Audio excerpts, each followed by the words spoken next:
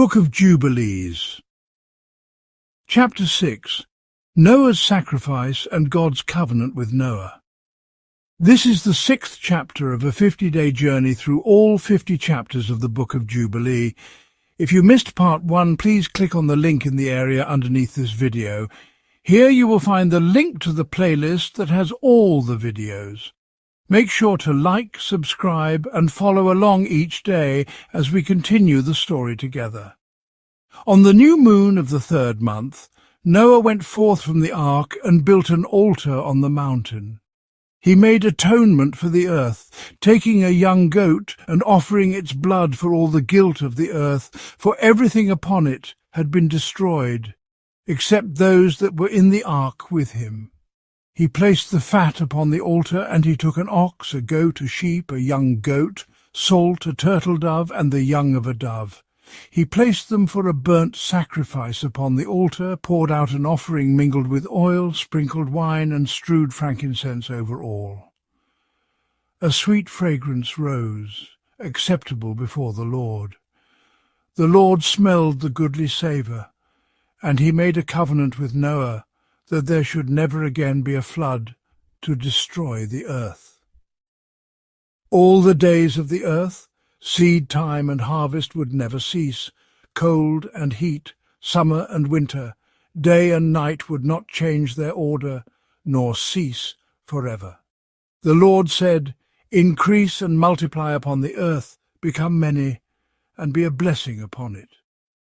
The fear and dread of you I shall place in everything that is on the earth and in the sea.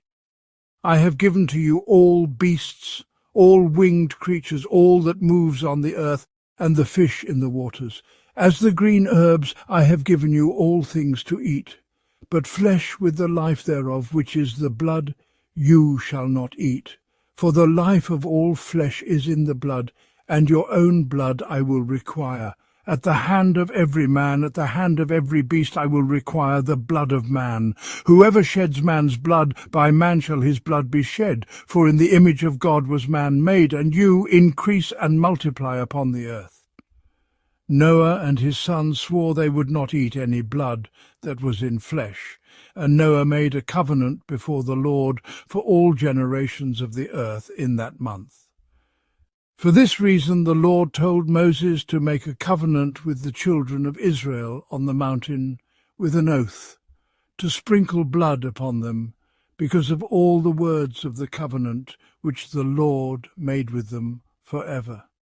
This testimony was written so it would be observed continually. No one should eat the blood of beasts or birds or cattle. Whoever does so, he and his seed will be rooted out from the land. The children of Israel were commanded to keep this law forever, so that their names and their seed might be before the Lord continually. Each day, with morning and evening offerings, blood would be offered before the altar, so that Israel might continually seek forgiveness and not be cut off. The Lord gave to Noah and his sons a sign that there would never again be a flood to destroy the earth. He set his bow in the clouds as a sign of the eternal covenant. For this reason it was ordained and written on the heavenly tablets that they should celebrate the Feast of Weeks once a year in this month to renew the covenant every year. This festival was celebrated in heaven from the day of creation until the days of Noah, 26 Jubilees and 5 weeks of years.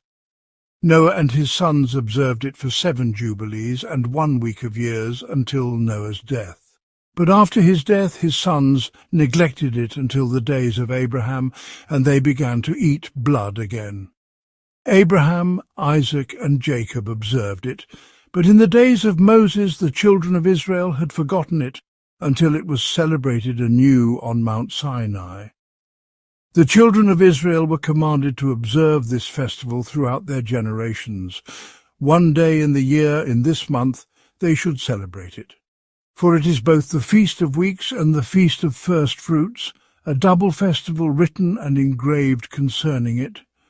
On the heavenly tablets it was written, They were to celebrate it in its season one day in the year with the appointed sacrifices, so that Israel would remember and keep it throughout their generations. The new moon of the first month, the fourth month, the seventh month, and the 10th month were appointed as days of remembrance, the 4 divisions of the year. These were written and ordained as a testimony forever, and Noah ordained them as feasts for himself and his generations. On the new moon of the first month he was commanded to build the ark, and on that day the earth became dry, and he opened it to see the land. On the new moon of the 4th month the mouths of the abysses beneath were closed. On the new moon of the 7th month the mouths of the abysses of the earth were opened, and the waters began to descend. On the new moon of the 10th month the tops of the mountains were seen, and Noah rejoiced. For this reason he ordained them for himself as memorial feasts forever, and they were written upon the heavenly tablets. Each quarter had 13 weeks, passing one to the next, from the first to the second to the third, and the third to the fourth. All the days of the commandment completed 52 weeks, a full year of 364 days. Thus it was engraved and ordained on the heavenly tablets. There was to be no neglecting this commandment, not for 1 year or from year to year. The children of Israel were commanded to observe the years according to this reckoning, 364 days a complete year. They were not to disturb the order of days and feasts, for all would fall in their proper time.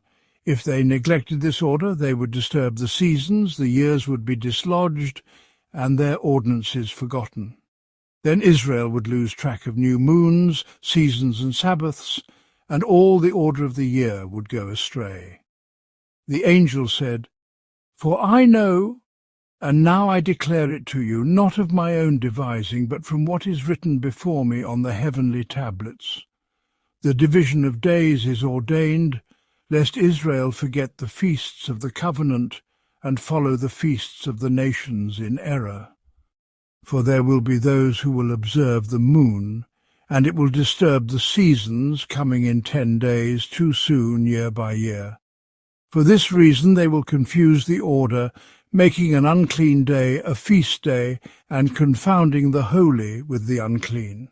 They will go astray in months, Sabbaths, feasts, and Jubilees.